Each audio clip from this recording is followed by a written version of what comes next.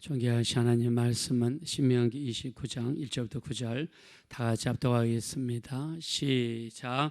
호렙에서 이스라엘 자손과 세우신 언약 외에 여호와께서 모세에게 명령하여 모압 땅에서 그들과 세우신 언약의 말씀은 이러하니라. 모세가 온 이스라엘을 소집하고 그들에게 이르되 여호와께서 애굽 땅에서 너희의 목전에 바로와 그의 모든 신하와 그의 온 땅에 행하신 모든 일을 너희가 보았나니 곧 그 큰 시험과 이적과 큰 기사를 내 눈으로 보았느니라. 그러나 깨닫는 마음과 보는 눈과 듣는 귀는 오늘까지 여호와께서 너희에게 주지 아니하셨느니라. 주께서 40년 동안 너희를 광야에서 인도하셨거니와 너희 몸에 옷이 낡아지지 아니하였고 너의 발에 신이 헤어지지 아니하였으며 너희에게 떡도 먹지 못하며 포도주나 독주를 마시지 못하게 하셨음은 주는 너희의 하나님 여호와이신 줄을 하려 하심이니라. 너희가 이곳에 올 때에 헤스본 왕 시온과 바산 왕 옥이 우리와 싸우러 나왔으므로 우리가 그들을 치고 그 땅을 차지하여 르벤과 각과 므낫세 반 지파에게 기업으로 주었나니 그런즉 너희는 이 언약의 말씀을 지켜 행하라. 그리하면 너희가 하는 모든 일이 형통하리라. 아멘. 우리가 하나님의 말씀을 언약이라고 합니다. 언약이라는 뜻은 말로 맺어진 약속이라는 뜻입니다. 그래서 하나님께서는 먼저 언약하시고 우리에게 말씀을 주시고 스스로 언약의 굴레 안에 갇히셔서 그 한 번 하신 말씀을 반드시 지키시고 실행하시는 하나님이심을 알 수 있습니다. 이런 의미에서 하나님은 신실하시다. 신실하시단 말은 한 번 하신 말씀을 반드시 지키시고 열매를 맺는다는 뜻을 가지고 있습니다.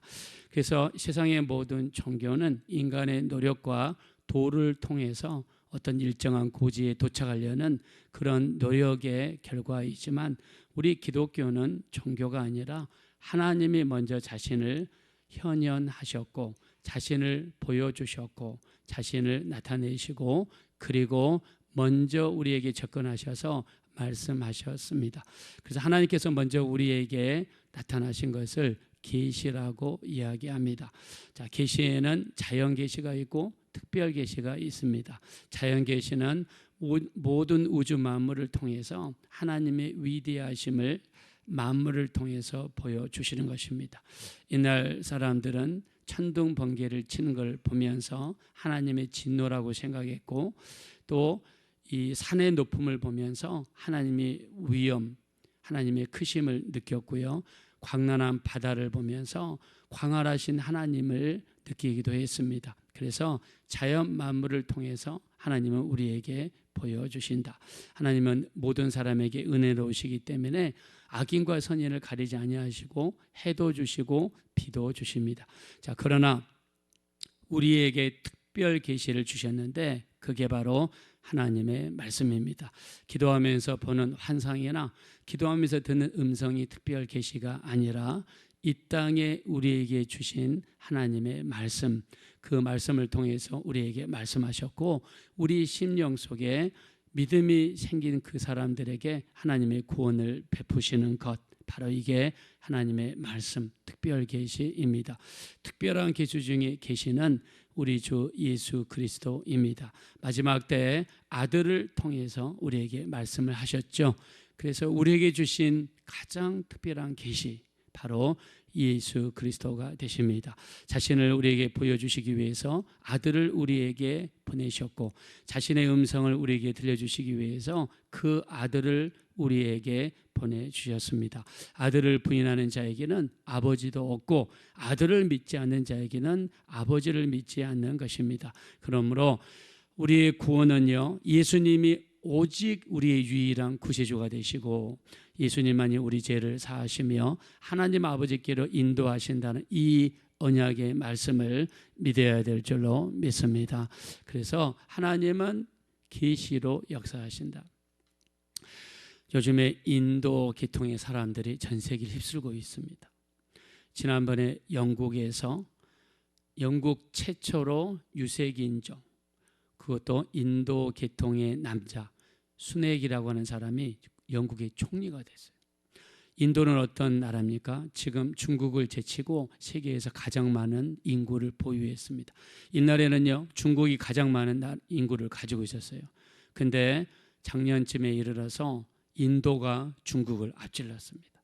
그래서 우리나라 기업들이 앞다투어서 인도에 진출합니다. 현대, 기아, 삼성, LG, 포스코, 특히 2주 전에는요, 우리나라 삼성 회장인 이재용 회장이 인도를 방문했죠. 인도의 같은 집안에서 이 결혼식을 했는데 같은 집안의 결혼식을 2번 방문했어요. 근데 그 집안에 인도에서 가장 부자라고 합니다. 인도에 엄청난 기업들을 가지고 있고 삼성이 그 기업에 공을 들이고 있어요. 왜요? 인도의 인구가 세계에 제일 많으니까 물건을 살 수 있는 사람들이 많지 않습니까? 그 인도 최고 부자가 결혼식 할 때 쓴 비용이 우리나라 돈으로 4,500억 원을 썼어요. 여러분, 우리 결혼식 할 때 1억, 2억 쓰기도 어렵지 않습니까?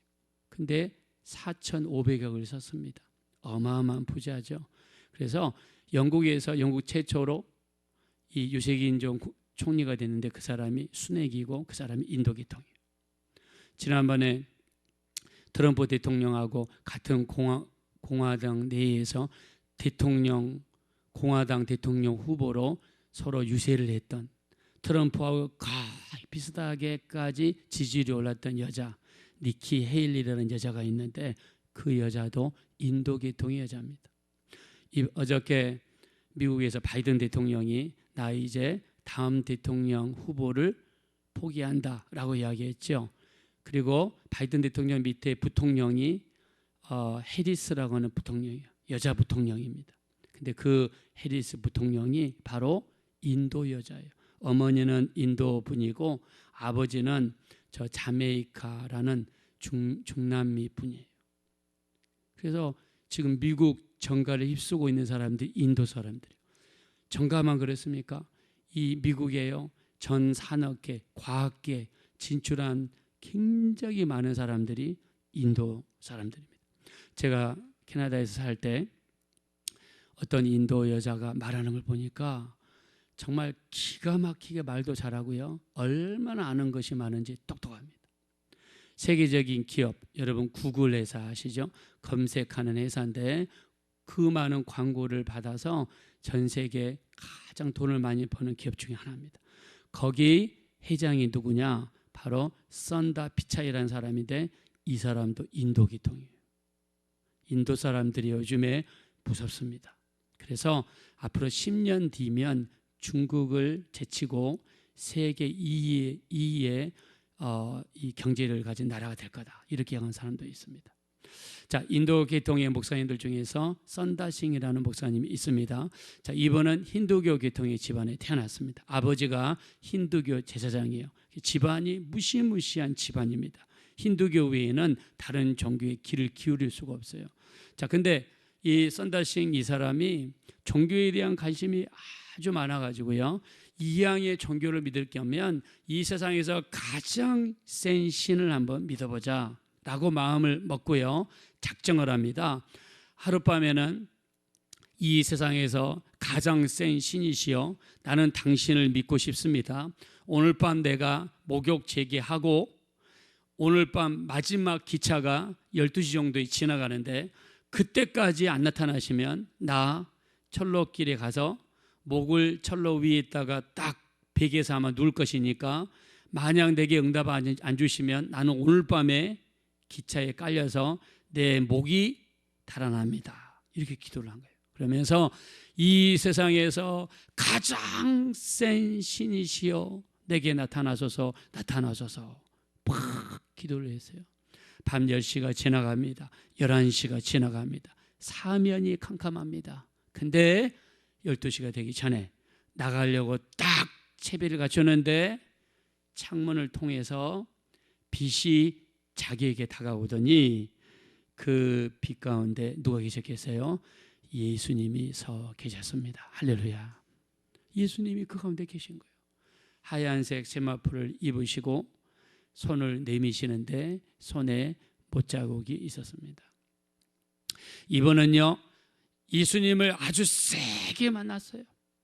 그러면서 주님께서 너는 이 복음을 증거하도록 하여라. 복음 사명의 은혜를 주셨습니다. 그래서 아버지에게 전도하고 아버지 예수 믿어야 된다고 그랬는데 아버지가 보통 사람이 아니어가지고 그래 너는 내 아들이 아니다 하고 동네에 우물이 있는데 그 우물은 독사가 삽니다. 독사가 한두 마리가 아니라 우글우글거리는 우물이에요. 거기다가 사람들을 동원해가지고 아들을 거기에다 던져버렸어요. 그리고 뚜껑을 닫았어요. 그 다음에 뚜껑을 닫았는데 딱 떨어졌지 않습니까? 딱 일어나 보니까는 우물이에요. 옆에 보니까는 독사가 우글우글 하는데 독사가 자기에게 오지 못하고 다 벽에 붙어가지고 구멍으로 들어가고 독사가 한 마리도 자기한테 안 오는 거예요. 그러다가 좀 있다가 보니까 우물문이 열리고 줄이 내리는 거예요. 줄을 잡았더니 자기 몸이 밖으로 나갑니다. 그래서 밖에 딱 가서 보니까 줄이 내려오고 줄을 끌어올렸으면 누가 있어야 됩니까? 사람이 있어야 되죠. 근데 한 사람도 없습니다.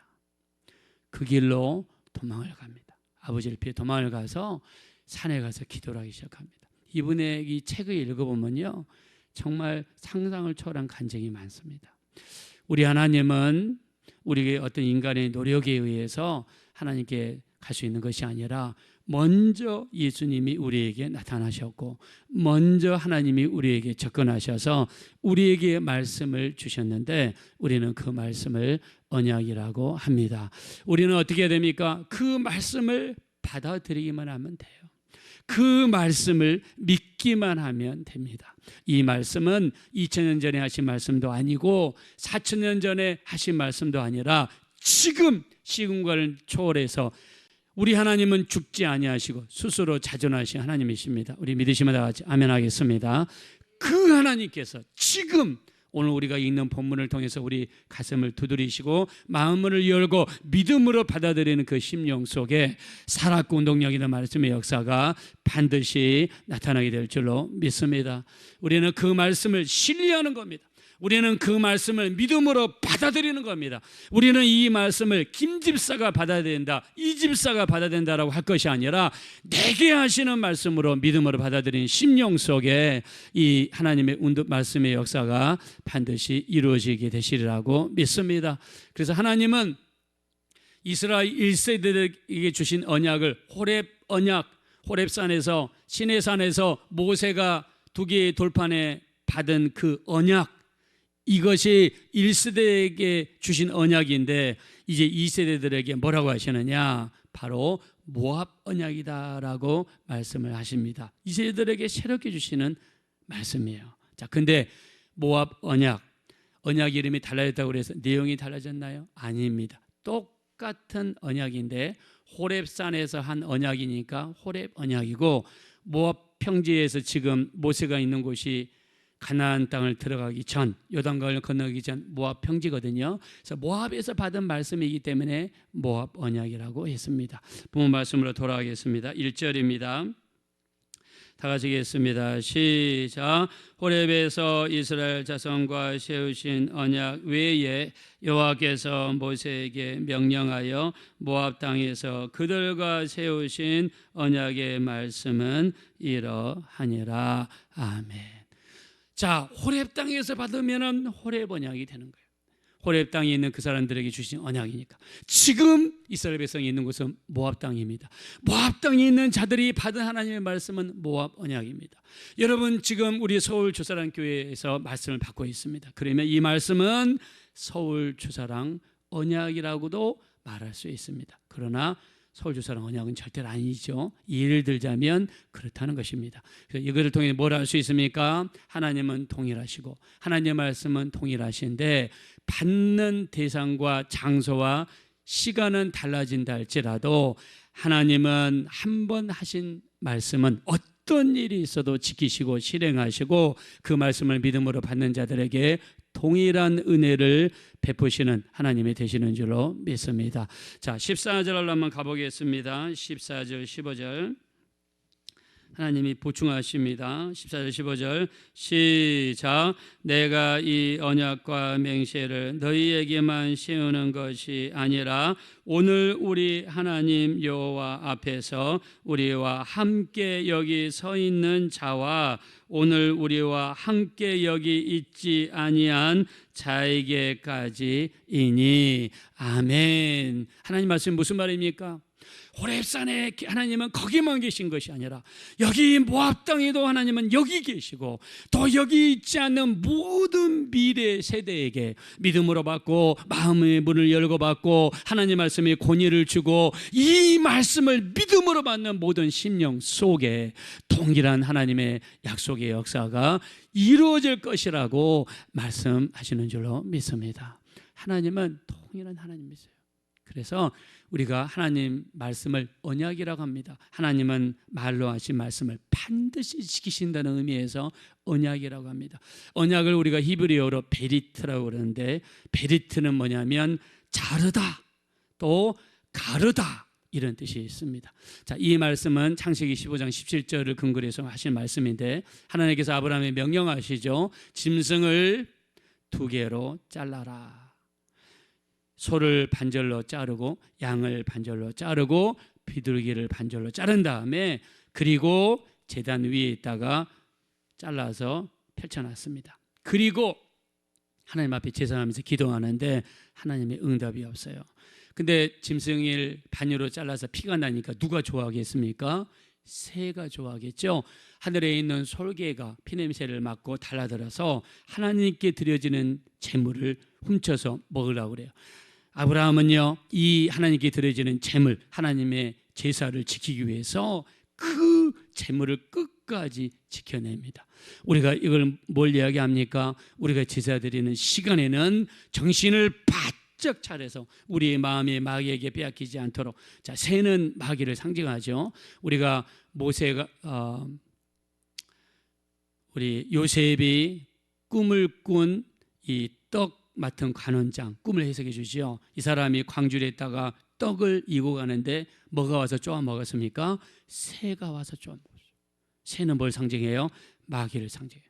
길가에 씨가 떨어졌는데 뭐가 와서 쪼아 먹었죠? 새가 와서 쪼아 먹어요. 새는 마귀를 상징해요. 자, 근데 이 뭡니까? 아브라함이 제물을 드리려고 그러는데 새가 오는 거예요. 그래서 우리가 드리는 예배에 우리 마음이 조금이라도 마귀에게 뺏겨서는 안 돼. 예배 드리는데 생각이 완전히 뺏겼어요. 집에 가스 스토브에 있다가 내가 불을 끄고 왔냐 안 끄고 왔냐 정신이 거기에 탁 뺏기게. 내가 오늘 예배 끝난 다음에 명동을 갈까나 아니면 남대문을 갈까나 머리에 그것만 가득 차 있어. 정신을 뺏기는 거예요. 마음을 뺏기고. 그러니까 예배 시간에는 생각이 뺏기면 안 돼요. 눈은 떴는데 눈은 떠가지고 목사님을 보긴 보는데 파리가 여기에 와서 이리로 돌아가가지고 지나가고 뺏기는 거예요. 그래서 아브라함은 그 예배를 성공시키기 위해서 새를 쫓아냈습니다. 그리고 창세기 15장 17절 어떻게 합니까? 타는 햇불이 제단 사이 제물 사이로 지나갔습니다. 자, 제물 사이로 지나가는 거 이게 그때 당시에 관습이었는데요. 두 집안이 큰 약속을 합니다. 그리고 자기들이 가지고 있는 소를 반절로 자릅니다. 그리고 약속한 당사자들이 그 자른 짐승 사이로 지나가면서 우리가 이 약속을 지키지 아니하면 이 짐승이 쪼개진 것처럼 당신도 나도 쪼개질 것입니다. 결단하면서 드리는 이 약속이 바로 제물을 반으로 짜기는 거예요. 그래서 언약이라고 하는 것은 자르다, 쪼개다, 가르다 이런 뜻이 있습니다. 하나님께서는 아브라함과 이런 모습을 보여주시면서 하나님은 무슨 일이 있어도 하나님이 하신 약속의 말씀은 반드시 지키시겠다고 말씀하여 주십니다. 민수기 23장 19절입니다. 하나님은 사람이 아니시니 거짓말하지 아니하시고 인자가 아니시니 후회하심이 없으시도다. 어찌 그 말씀하신 바를 행치 아니하시며 그 하신 말씀을 실행하지 아니하시리야. 할렐루야. 우리 이사야서 55장 10절입니다. 비와 눈이 하늘에서 내려서 다시 그리로 돌아가지 아니하고 땅을 적셔서 소출이 나게 하며 싹이 나게 하여 파종하는 자에게 종자를 먹을 자에게 양식을 준 것 같이 내 입에서 나가는 말도 헛되이 내게로 돌아오지 아니하고 나의 기뻐하는 뜻을 이루며 내가 보낸 모든 일에 형통함 이로다. 할렐루야. 하나님은 반드시 하신 말씀을 지킵니다. 그러므로 오늘 우리가 기도할 때 약속의 말씀을 붙잡는 것입니다. 정말 너희가 기도할 때 무엇이든지 믿고 구하는 것은 다 받을 줄로 믿습니다. 또 너희가 내 안에 거하고 내 말이 너 안에 거하면 무엇이든지 원하는 대로 구하라. 그리하면 이루리라 말씀하여 주셨습니다. 너희가 기도할 때 너희 마음이 책망할 것이 없으면 우리가 그에게 구하는 것을 받나니 이는 우리가 그의 기뻐하는 뜻을 행하고 그의 말씀을 지킴이라 라고 말씀했습니다. 우리 하나님은 기도하면 구하면 주시는 하나님, 두드리면 열어주시는 하나님, 찾으면 찾게 하시는 하나님. 세상의 나비가 악할지라도 자식에게 좋은 걸 줄 줄 알거든 하물며 하늘에 계신 너희 아버지께서 구하는 자에게 좋은 것으로 주시지 않겠느냐 말씀했습니다. 우리 믿으시면 다 같이 아멘 하겠습니다. 우리 약속의 말씀 붙잡고 그 약속을 실행하시는 하나님을 의지하셔서 승리하시는 응답받으시는 복된 신앙생활 감당하시기를 예수님의 이름으로 축원합니다. 이 시간 기도하실 때 참으로 우리가 이 마지막 때 약속의 하나님, 언약의 하나님, 약속하시면 반드시 지키시는 그 하나님을 의지하여 기도하게 하시고 신앙생활하고 예배하게 도와주셔서 응답이 차고 넘치는 귀한 신앙생활 감당해 달라고 합심으로 기도하겠습니다. 하나님 아버지 감사합니다. 오늘도 우리를 불러주시고 하나님 앞에 나와서 예배하며 기도할 수 있도록 인도하여 주심을 감사합니다. 우리 하나님은 약속의 하나님이십니다. 약속하시면 반드시 지키시고 이루시는 하나님이십니다. 주의 이름이 그렇게 여김을 받으십시오. 예수님의 피로 우리를 불쌍히 여겨주시고 우리가 드리는 기도마다 이루어지게 도와주시고 오늘도 언약의 하나님 어찌 그 말씀하신 바를 행치 아니하시며 그 하신 말씀을 실행하지 아니하시랴 하셨습니다. 우리 하나님은 언약의 하나님이십니다. 한 번 하신 약속은 반드시 지키신다는 의미에서 하나님은 재물 사이로 지나가셨습니다. 우리 하나님이시여 오늘도 그 언약의 말씀을 믿음으로 받게 도와주시고 믿음으로 행동으로 옮길 수 있는 우리 모두가 될 수 있도록 우리 하나님 불쌍히 여겨 주시옵소서.